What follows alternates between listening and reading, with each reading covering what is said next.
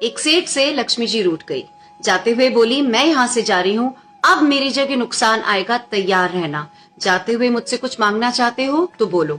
सेठ बहुत समझदार था, बड़ी विनम्रता से बोला, नुकसान आ रहा है माँ, आने दीजिए, बस जाते हुए वो ये वरदान दे जाइए कि मेरे परिवार में सब आपस में बहुत प्रेम से रहें।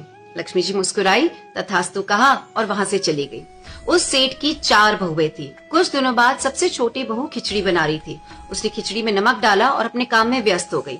तभी दूसरी बहू आई, उसने खिचड़ी को चखा नहीं, उसमें नमक डाला और वो भी अपने काम में व्यस्त हो गई। ऐसे एक एक करके तीसरी और चौथी बाकी की दोनों बहुएं आई, ना कुछ जाना देखा, खिचड़ी चखी नहीं और खिचड़ी में नमक डाला और डाल के चली गई। रात को सबसे पहले सेठ खाना खाने बैठा।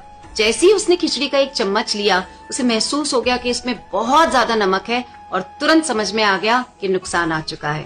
किसी से कुछ नहीं कहा, चुपचाप खिचड़ी खाई और चला गया।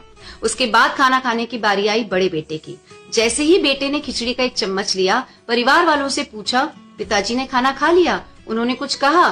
तो बाकी सबने जवाब दिया, हाँ पिताजी ने तो पहले ही खाना खा लिया, लेकिन किसी से कुछ कहा नहीं। तो बड़ा बेटा भी चुपचाप उसने खिचड़ी खाई और चला गया।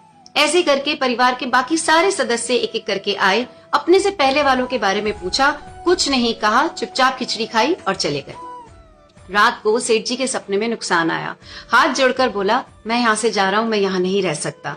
तो सेठ जी ने पूछा, क्यों, क्या हो गया? नुकसान ने कहा कि तुम सबने मिलकर 1 किलो नमक खा लिया, कोई किसी पर चिल्लाया नहीं, गुस्सा नहीं किया, सब शांत रहे। जिस परिवार में इतनी सुख शांति, आपस में इतना प्रेम हो, मैं वहाँ नहीं रह सकता। समझने वाली बात यह है कि जिंदगी है तो उतार चढ़ाव, सुख दुख, फायदा नुकसान सब चलता रहेगा। जिस परिवार में आपस में लोगों में प्यार है, सुख शांति है, छोटों में आदर और बड़ों में बड़प्पन है, उस परिवार का कोई भी नुकसान, कोई भी आपदा कुछ भी नहीं बिगाड़ सकती।